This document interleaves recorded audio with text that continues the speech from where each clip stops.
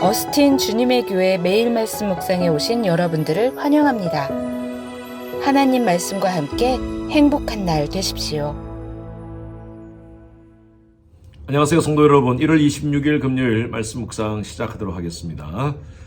오늘 묵상할 말씀은요, 마가복음 9장 34절 35절 말씀을 보겠습니다. 마가복음 9장 34절 35절 말씀입니다. 자, 같이 34절부터 합독합니다. 그들이 잠잠하니 이는 길에서 서로 누가 크냐 하고 쟁론하였음이라.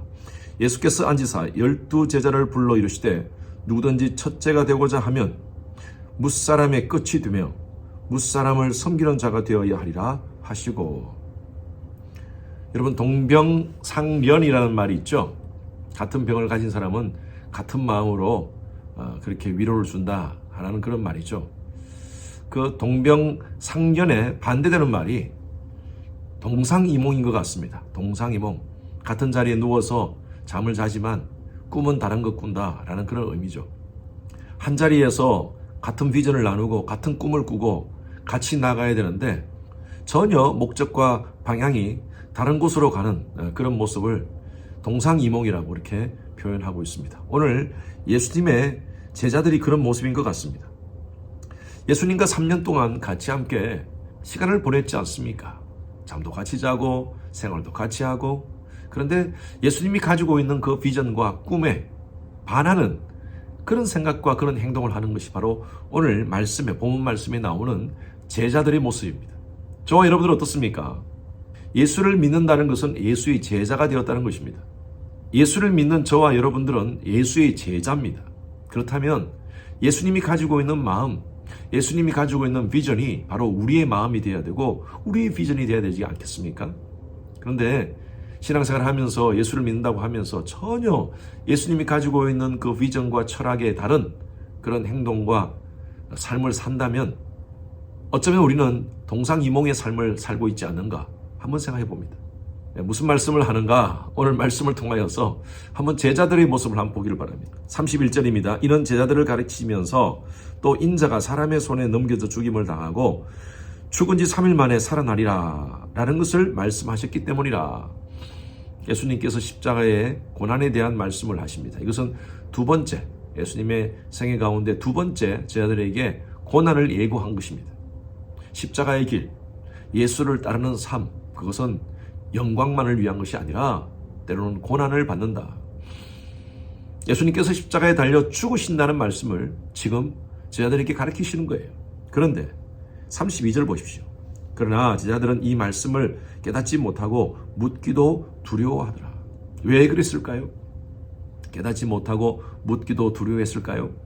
제자들은요, 딴 생각을 하고 있었기 때문입니다. 우리 확정 편향이라는 말 있지 않습니까?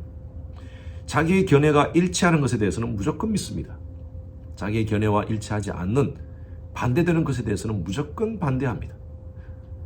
그래서 듣고 싶은 것만 듣고 듣기 싫은 것은 듣지 않습니다. 이것이 바로 확정 편향입니다. 오늘날 유튜브, 수많은 유튜브 인포메이션들이 바로 그렇습니다. 많은 사람들이 엄청난 많은 정보를 대하는데요, 내가 원하는 정보만 대해요. 그러다 보니까 알고리즘에 의해서 유튜브에는 계속 내가 보기를 원하는 것만 계속 제공해 줍니다. 인간의 확정 편향을 이용하는 것이죠. 제자들도 마찬가지예요. 예수님이 고난에 대해서 얘기하고 십자가에 대해서 얘기할 때 그들은 그 십자가에 대해서 인정하지 않습니다. 그리고 자기들 듣고 싶은 것만 듣는 거예요. 그러니까 예수님의 말씀을 깨닫지도 못하고 그리고 묻기도 두려워한다는 것이죠. 그러면서 그들의 행동이 어떤 행동이 나옵니까? 31절 보십시오. 가버나움에 이르러 집에 계실 때 제자들에게 물으시되 너희가 길에서 서로 토론한 것이 무엇이냐? 예수님은 십자가에 대한 얘기, 고난에 대한 얘기를 하셨는데 제자들은요, 예수님 뒤에서 따라오면서 딴 얘기를 서로 주고받았던 거예요. 그 내용에 대해서 예수님께서 묻습니다. 너희들이 무슨 토론을 했느냐라고 물으니까 34절에 그들이 잠잠하니 이는 길에서 서로 누가 크냐 하고 쟁론하였더라. 자신의 스승이신 예수께서 예루살렘에 입성하시면 이제 이스라엘의 메시아로서 왕이 될 텐데, 왕이 되면 우리는 어떤 자리를 차지할 것인가? 누가 국무총리를 하고 누가 장관을 하고 뭐 이런 얘기를 서로 주고받았던 것 같아요. 바로 동상이몽인 것이죠. 니체가 이런 얘기했어요. 모든 인간은 권력 의지가 있다라고 얘기합니다. 지금 우리 한국의 정치판이 아주 굉장히 민감하게 복잡하게 돌아가고 있지 않습니까? 권력 구조에 의해서 움직이는 겁니다. 이쪽 당 저쪽 당 해서 공천을 받기 위해서 국회의원들이 움직이고요. 누가 힘이 센가? 그곳에 줄을 서기 위해서 안간한 힘을 쓰고요. 바로 파워게임입니다. 파워게임. 권력을 가지면 그만큼 힘이 있어지고 그만큼 사람들 앞에 인정받게 되고 이런 파워게임에 의해서 지금 움직이는 거예요. 인류 역사의 재앙은요. 바로 이 파워게임 때문입니다. 나라와 나라와의 싸움. 파워게임이죠. 지금 뭐 하마스와 이스라엘 간의 전쟁 파워게임입니다. 우크라이나와 러시아와의 전쟁 지금 파워게임이에요. 누가 센가 이거예요. 누가 센가. 니체가 얘기한 짧은 말이지만 인간은 권력 의지가 있다. 세상에는 누가 더 세냐? 누가 더 강하냐? 누가 더 많이 가졌느냐? 누가 더 높으냐? 이것이 바로 세상 사람들의 가치 기준이에요. 그러면 잘 사는 사람이다. 대단한 사람이다. 큰 사람이다. 이렇게 인정받는 거예요. 그러나 그렇게 누가 큰가를 서로 따지면서 디베이트를 해왔던 제자들에게 예수님께서는요. 하나님 나라의 파워게임이 뭐냐? 그것을 가르쳐주고 있어요. 35절 말씀 보십시오. 예수께서 앉으사 12제자를 불러 이르시되 누구든지 첫째가 되고자 하면 무사람의 끝이 되며 무사람을 섬기는 자가 되어야 하리라. 하나님 나라의 파워게임, 즉 하나님 나라에서 인정받는 사람이 누구냐? 가장 낮은 곳에서 섬기는 자가 가장 높은 자라는 것입니다. 바로 이것이 예수님께서 오신 목적이죠. 우리가 다음 주에 묵상할 말씀인데 마가복음 10장 45절 말씀, 유명한 말씀을 하지 않습니까?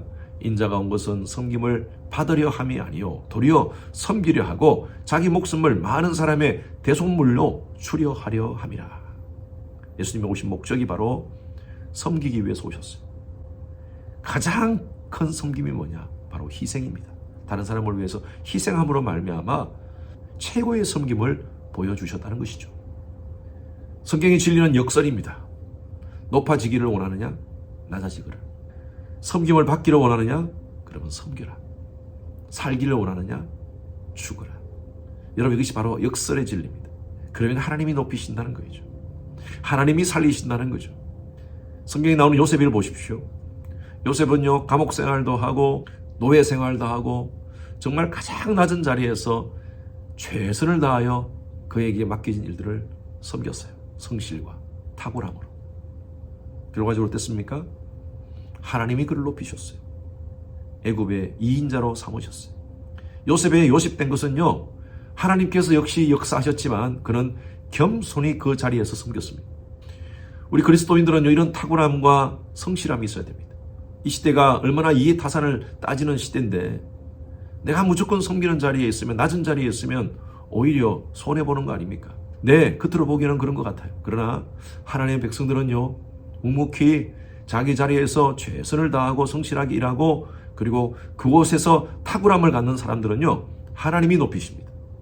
세상적 처세술로 세상적 방법으로 그렇게 올라가려고 하는 것이 아니라 내 스스로 실력을 갖추고 그리고 성실을 갖추면 하나님이 높이신다는 것이죠. 오늘날 교회 안에서도 파워게임이 있습니다.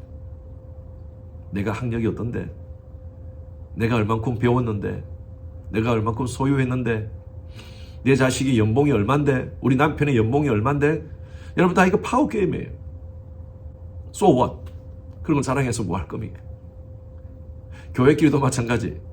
교회 이름이 제일교회, 중앙교회, 어떤 교회는 제일 중앙교회, 그 이름 자체가 잘못됐다는 것이 아니라 우리가 신앙생활 하면서 이런 파워게임에 너무 익숙해져 있어요. 우리 교회가 잘 된다 그러고 우리 교회가 최고다 그러고 내 자신의 신앙생활 최고 잘한다 그러고 내가 최고 잘 산다 그러고 주님은 그거 원치 않습니다. 겸손하게 내게 맡긴 일 최선을 다하고 또 탁월하게 감당할 때 하나님께서는요 우리를 높이십니다. 오늘 말씀에 대해서 여러분 오해하시면 안 돼요. 낮은 자가 되기 위해서 그냥 아무것도 하지 않고 그냥 무능력한 사람으로 사는 것 그거 아닙니다. 하나님의 백성들은요 맡겨진 일에 대해서 성실과 탁월함으로 오늘들 잘 감당해야 돼요. 우리 자녀들도 마찬가지입니다. 어떻게 양육해야 됩니까? 성실한 사람으로 또 맡은 일에 주어진 일에 탁월함으로 감당할 수 있도록 우리가 부모로서 할 수 있는 것을 최선을 다해야 됩니다. 목적이 뭐예요? 높은 자리 가기 위해서요? 돈을 많이 벌기 위해서요? 아닙니다. 하나님의 영광을 위해서입니다. 그리고 세상을 섬기는 자로 살게 하기 위해서. 그러면 하나님이 높여주시는 줄로 믿습니다. 이 놀라운 신앙의 역설, 이 역설의 진리를 기억하고 날마다 섬김으로써 하나님의 높이심을 경험하는 그런 귀한 성도님들 되시기를 주님 이름으로 축원합니다. 주님 감사합니다. 섬김을 통해 하나님 앞에 인정받는 저희들 되게 하여 주시옵소서. 오늘도 섬김의 자리에 있게 하시고 또 내가 맡은 일에 성실함으로 실력으로 최선을 다하여 하나님이 높이시는 놀라운 은혜를 경험하게 하여 주시옵소서. 감사하며 살아계신 예수 그리스도 이름으로 기도드렸습니다. 아멘. 금요일은 예배를 위해서 기도하는 시간입니다. 모든 예배를 위해서 기도해 주십시오. 주일 예배, 금요 예배, 또 청년들 예배, 어린 아이들부터 모든 예배에 이르기까지 성령의 기름 부으심이 많은 그런 귀한 예배 될 수 있도록 담임 목사의 설교에 하나님께서 준비 가운데 함께 하시고 또 말씀을 선포할 때 은혜와 능력이 더하시도록 기도 부탁드립니다. 각 부서의 설교를 준비하시는 모든 사역자들을 위해서 기도해 주시길 바랍니다. 예배를 위해서 섬기는 여러분들이 계십니다. 미디어, 안내, 찬양, 교사 등으로 섬기는 그 봉사자들이 기쁨과 감사함으로 섬길 수 있도록 해달라고요. 그리고 모든 예배자들이 성령과 지혜로 충만한 그런 예배 될 수 있도록 하나님의 임재가 가득한 지성소 예배가 될 수 있도록 하나님께서 함께 하도록 기도해 주시기 바랍니다.